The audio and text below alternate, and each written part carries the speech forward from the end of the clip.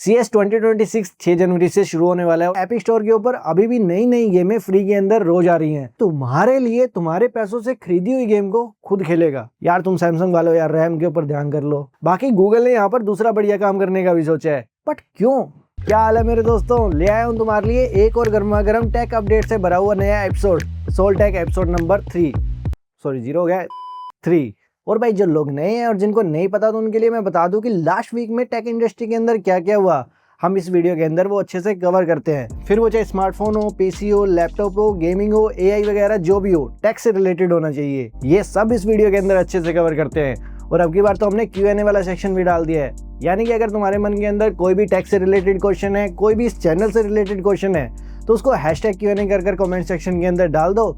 मैं तुम्हारे कुछ क्वेश्चन पिक करूंगा और उनके आंसर तुम्हारे नेक्स्ट एपिसोड के अंदर दूंगा, जब भी नेक्स्ट एपिसोड आएगा। तो अब कमेंट सेक्शन के अंदर #Q&A कर अपना कमेंट डाल दो। बाकी वीडियो को लाइक भी कर देना और चैनल को सब्सक्राइब भी कर देना। मैं बढ़ता हूँ पहले अपडेट के ऊपर।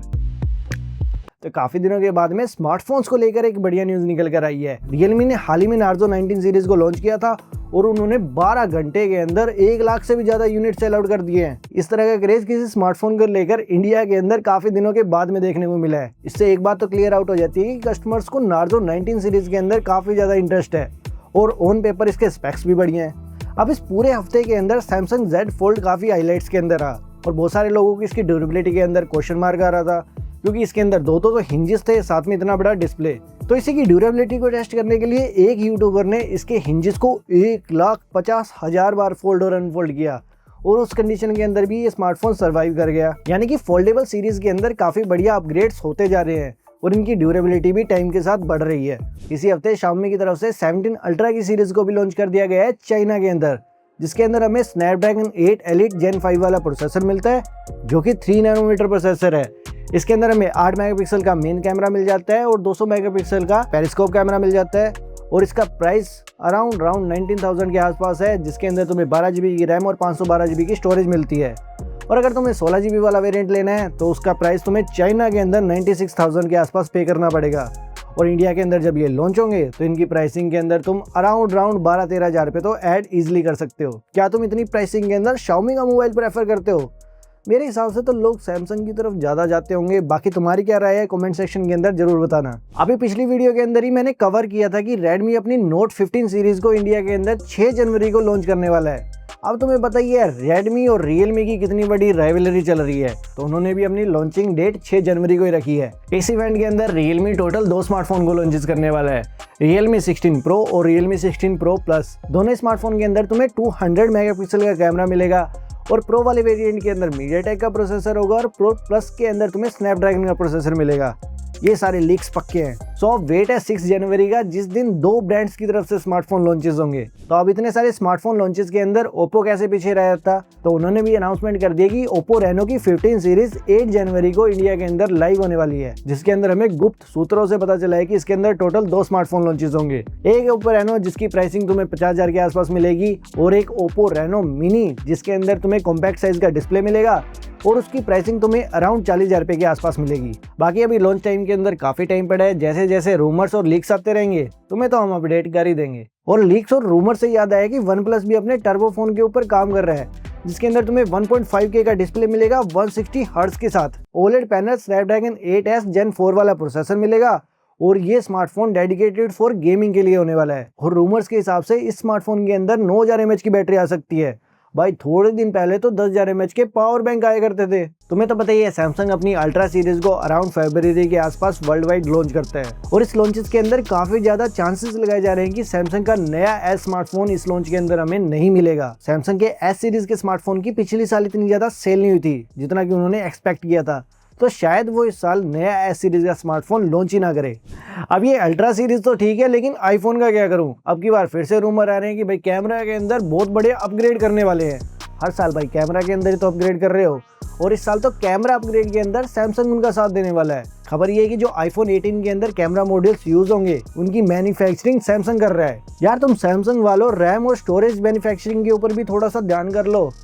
वो तुम्हारा सैमसंग को ही नहीं दे रहा है। क्या बोला तूने? पहले क्या बोला? सैमसंग को ही नहीं दे रहा है। तुम यहाँ पर थोड़ा सा कंफ्यूज हो गए। तो अपडेट ये है कि सैमसंग की रैम यूनिट ने सैमसंग की मोबाइल यूनिट को रैम देने से मना कर दिया है। मतलब रैम भी तुम ही बना रहे हो, रैम भी नहीं मिलेगी, ये अजीब ही लॉजिक चल रहा है। सैमसंग की रैम मैन्युफैक्चरिंग यूनिट का सीधा सा कहना है कि उन्हें ज्यादा प्रॉफिट एआई कंपनी से आ रहा है, तो इसका सीधा सा मतलब है सैमसंग रैम मैन्युफैक्चर करता है और सैमसंग को रैम नहीं मिलेगी। खैर छोड़ो, अब बढ़ते हैं टैबलेट्स के ऊपर। तो इसी हफ्ते लेनोवो ने भी अपना टैबलेट लॉन्च किया है, वन प्लस ने भी अपना टैबलेट लॉन्च किया है और तुम्हें अगले हफ्ते तक रियलमी की तरफ से भी एक नया टैब देखने को मिल सकता है, रियलमी पैड 3, जिसके अंदर तुम्हें 12,200 mAh की बैटरी मिल जाएगी, 2.8K का डिस्प्ले मिल जाएगा, वो भी 125 हर्ट्ज के साथ, और इसकी भी प्राइसिंग तुम लिख कर ले लो 27 के आसपास ही रहेगी। बाकी तुम थोड़ा सा प्यार दिखाओ, लाइक और सब्सक्राइब करो, मंगवाएंगे ये भी टैबलेट, करेंगे तुम्हारे लिए डेडिकेटेड रिव्यू। आप बढ़ते हैं पीसी और लैपटॉप्स के ऊपर। तो इंडिया के अंदर आसूस ने अपना AIO लॉन्च कर दिया है। AIO मतलब ऑल इन वन डेस्कटॉप, जिसके अंदर हमें Ryzen AI 7 वाला प्रोसेसर मिल जाएगा, 16 GB की रैम मिल जाएगी, 1 TB की स्टोरेज मिल जाएगी, फुल HD 27 इंचेस का साइज मिल जाएगा जो कि टच के साथ भी है, और Windows 11 का सपोर्ट है। और ये सारा पैकेज तुम्हें 1,10,000 रुपये के आसपास मिलता है। भाई ले मत लेना अगर तुम गेमिंग करते हो, ये सिर्फ ऑफिस वालों के लिए। लॉन्च हुआ था, मैंने बता दिया। CES 2026 6 जनवरी से शुरू होने वाला है और तुम्हें पता ही है काफी बड़े बड़े ब्रांड्स इस टेक इवेंट के अंदर बहुत सारे न्यू लॉन्चेस करते हैं। तो सैमसंग की भी नेक्स्ट लेवल नोटबुक की सीरीज इसके अंदर लॉन्च हो सकती है। अभी तुम्हें बताइए सैमसंग गैलेक्सी बुक 5 चल रही है और इस इवेंट के अंदर हमें सैमसंग गैलेक्सी 6 देखने को मिल सकता है, जिसके अंदर तुम्हें बताइए सैमसंग अपने बहुत सारे नए लैपटॉप को लॉन्चेस करता है, बहुत सारे वेरिएंट्स को भी लॉन्चेस करता है। इस इवेंट के अंदर सैमसंग अपने 4 नए मॉनिटर्स भी लॉन्च करने वाला है, और ऐसा भी नहीं है कि CES 2026 के इवेंट के अंदर सैमसंग ही सबसे बड़ा हाईलाइट रहने वाला है। इस इवेंट के अंदर हमें अदर ब्रांड की तरफ से भी काफी बढ़िया बढ़िया लॉन्चेस देखने को मिलेंगे। और अगर नए लैपटॉप लॉन्चेस होंगे तो तुम्हें पता ही है पुराने प्रोसेसर के साथ तो होंगे नहीं, तो इंटेल ने भी अपने नए प्रोसेसर इसी इवेंट के अंदर लॉन्च करने का सोच रखा है। तुम्हें पता ही है इंटेल के सबसे नए प्रोसेसर इंटेल अल्ट्रा 2 सीरीज वाले हैं, और इसी के अंदर अब प्लस वेरिएंट वाले भी ऐड होने वाले हैं। इन प्लस सीरीज के प्रोसेसर के अंदर तुम्हें ज्यादा डिफरेंस तो नहीं मिलेगा, थोड़ा थोड़ा इनकी स्पीड को बढ़ा दिया गया है, इनकी कैश मेमोरी को बढ़ा दिया गया है, और अराउंड तुम अज्यूम कर सकते हो कि ये प्रीवियस जनरेशन की कंपैरिजन के अंदर 5% तक ज्यादा पावरफुल है। बट प्रोसेसर के अंदर अभी तक कोई ज्यादा बड़ा अपडेट नहीं है। अब सबसे पहले तुम स्क्रीन के ऊपर इस अडेप्टर को देखो, इसके अंदर हम सोडियम रैम को डीएम रैम के अंदर कन्वर्ट कर सकते हैं। अब तुम्हें पता ही है सोडियम रैम लैपटॉप के अंदर डलती है और डीएम रैम हमारी डेस्कटॉप के अंदर डलती है, बट अब ये कन्वर्टर काफी ज्यादा सेल आउट हो रहे हैं, जिसके अंदर तुम अपनी लैपटॉप की रैम को डेस्कटॉप की रैम के अंदर कन्वर्ट कर सकते हो। और मुझे बताने की जरूरत नहीं है ऐसा क्यों हो रहा है, तुम्हें पता ही है रैम के रेट हैं जो आसमान छू रहे हैं। बट मुझे नहीं लगता कि ये अडेप्टर ज्यादा हेल्प कर पाएगा, क्योंकि लैपटॉप के भी तो रैम के प्राइसिंग बढ़ रहे हैं। अब जो अगली अतरंगी अपडेट है वो एनवीडिया की तरफ से।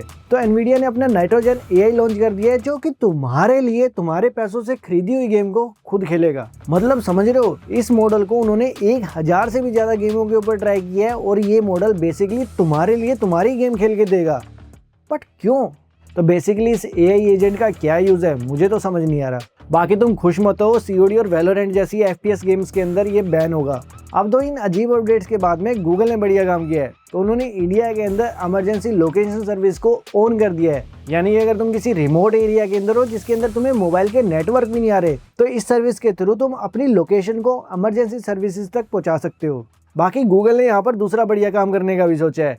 तुम्हें याद ही होगा जब तुम तुम्हारी पहली बार ईमेल बना रहे थे verma7670@gmail.com या फिर कुछ भी जो तुमने रैंडमली सिलेक्ट कर ली थी, तो गूगल इसको भी फिक्स करने के लिए तुम्हें एक मौका देने वाला है। तो अब तुम अपने जीमेल के अंदर बिना पुराना डाटा लॉस किए हुए अपनी नई ईमेल उसके ऊपर क्रिएट कर सकते हो। मतलब बेसिकली तुम अपनी जीमेल को चेंज कर पाओगे। इसके अंदर तुम्हारी पुरानी ईमेल भी तुम्हारी रहेगी, बस उसके ऊपर एक नई ईमेल और ऐड हो जाएगी। बाकी गूगल वालों यार जल्दी कर दो, मुझे मेरी ईमेल बहुत जल्दी बदलनी है। मैंने तुम्हें पिछले अपडेट के अंदर बताया था एप्पल ने अपने ऐप स्टोर के ऊपर थर्ड पार्टी ऐप डाउनलोडर को भी अलाउ कर दिया है। वो जापान के लिए था और अब उन्हें यही सिमिलर काम ब्राजील के अंदर भी करना पड़ा है। तुम देखते जाओ, धीरे धीरे तुम्हें यही पैटर्न ग्लोबली मिलने वाला है, जहाँ पर एप्पल अपने ऐप स्टोर के साथ साथ दूसरे ऐप स्टोर को भी अलाउ करेगा एप्लीकेशन तुम्हारे iOS डिवाइस के अंदर इंस्टॉल करने के लिए। इन दिनों के अंदर जब तुमने ChatGPT ओपन किया होगा तो तुम्हें बॉटम के अंदर एक नोटिफिकेशन दिखेगा। जब तुम उस नोटिफिकेशन के ऊपर क्लिक करोगे तो तुम्हें पता चल जाएगा कि तुमने 1 साल के अंदर ChatGPT को कैसे यूज किया, कौन कौन से उसके एआई मॉडल को यूज किया और कौन कौन सी चीजों के अंदर उसने तुम्हारी हेल्प करी। अब देखो हेल्प करी या नहीं करी ये बहुत बड़ा कंट्रोवर्शियल था, खास कर 2025 के अंदर, क्योंकि 2025 ही एक ऐसा साल था जिसके अंदर एआई हमारे नॉर्मल यूज के अंदर भी ऐड हो चुका था। एक तरफ एआई के आने के बाद में बहुत सारी चीजें खराब भी हुई है, जैसे कि हार्डवेयर महंगा हो चुका है, बहुत सारे लोगों की जॉब जा चुकी है और अभी हाईली स्किल प्रोफेशनली अपनी जॉब को अच्छे से कर पा रहे हैं। अब दूसरी तरफ ऐसा भी हो रहा है कि बड़ी बड़ी कंपनियों को ज्यादा एम्प्लॉयज की जरूरत नहीं पड़ रही, कुछ लोग उन काम को काफी फास्ट कर देते हैं और काफी सारी चीजें आसानी से भी हुई है। अब देखो एआई अच्छा है या फिर एआई बुरा है, ये काफी बड़ा कंट्रोवर्शियल टॉपिक है, बट तुम्हारी क्या राय है कमेंट सेक्शन के अंदर जरूर बताना। अब बढ़ते हैं गेमिंग के ऊपर, और तुम्हें पता ही है एपिक स्टोर के ऊपर अभी भी नई नई गेमें फ्री के अंदर रोज आ रही हैं, तो मेक श्योर करना है कि तुम अपने एपिक अकाउंट को एक बार दिन के अंदर जरूर ओपन कर लो, और जो भी गेम फ्री में मिले, अच्छी हो बुरी हो, तुम्हें क्या है, तुम्हें तो फ्री में मिल रही है, 2 क्लिक करने और तुम्हारे अकाउंट के अंदर वो गेम ऐड हो जाएगी। साथ में स्ट्रीम के ऊपर भी बढ़िया बढ़िया सेल चल रही है और काफी नई गेम के ऊपर भी क्रिसमस के ऊपर डिस्काउंट आए हैं, तो उसे भी चेकआउट करना मत भूलना। साथ में मैं वीडियो के डिस्क्रिप्शन के अंदर 2-4 गेम्स के लिंक दे दूंगा जो कि स्ट्रीम और एपिक स्टोर के ऊपर करंटली लाइव है। साथ में अगर तुम स्ट्रीम के ऊपर गेमिंग करते हो तो तुम्हें पता ही होगा कि इस हफ्ते में कितना तगड़ा सर्वर क्रैश हुआ था। बहुत सारे लोगों की गेम चलते चलते बंद हो चुकी थी। बहुत सारी हाई एफपीएस गेमिंग जैसे कि डोटा 2, CSGO और आर्क रेटर जैसी गेम्स तो बीच के अंदर चलना ही बंद हो चुकी थी और बहुत सारे लोगों के ट्वीट्स एकदम से बढ़ चुके थे। बाद में पता चला कि ये प्रॉब्लम AWS की तरफ से थी और इसको सोल्व कर दिया गया। अब ये अगली न्यूज टेक से तो रिलेटेड नहीं है, बट हम जैसे इंडियंस के लिए काफी प्राउड का मूवमेंट है। तो इसरो ने अपने LVM-3 को लॉन्च कर दिया, जिसके अंदर हैवीएस्ट सैटेलाइट थी अमेरिका की। अब इससे हम समझ सकते हैं कि इसरो कितना ज्यादा कैपेबल हो चुका है। इसरो अब हैवी सैटेलाइट्स को भी स्पेस के अंदर इजीली लेके जा सकता है।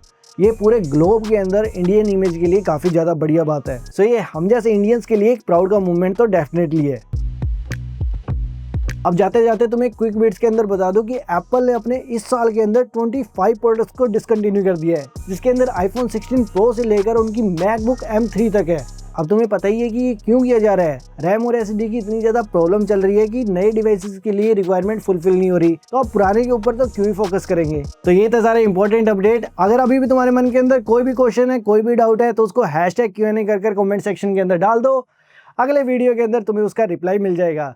बाकी अगर ये वीडियो पसंद आया तो वीडियो के ऊपर लाइक कर दो, चैनल के ऊपर सब्सक्राइब कर दो और एक बढ़िया सा कमेंट लीव कर दो, ताकि एल्गोरिदम को भी पता चले कि हम बढ़िया कंटेंट बनाते हैं। बाकी मिलते हैं अगले वीडियो में, तब तक के लिए गुड बाय, टाटा।